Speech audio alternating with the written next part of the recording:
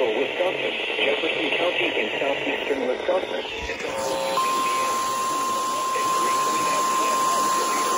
The National Weather Service in Milwaukee-Sullivan has issued a severe thunderstorm warning for Walworth County in southeastern Wisconsin, Eastern Rock County in south-central Wisconsin, Jefferson County in southeastern Wisconsin until 4:15 p.m. At 3:29 p.m., severe thunderstorms were located along a line extending from McFarland to near South Beloit, moving northeast at 45 miles per hour.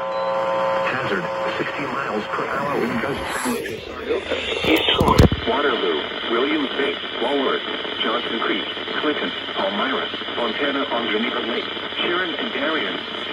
People attending the Whitewater movement should seek safe shelter immediately. For your protection, move to an interior room on the lowest floor of a building. Johnson Creek, Clinton, Palmyra, Fontana on Geneva Lake, Sharon and Darien. People attending the Whitewater movement should seek safe shelter immediately. For your protection, move to an interior room on the lowest floor of a building.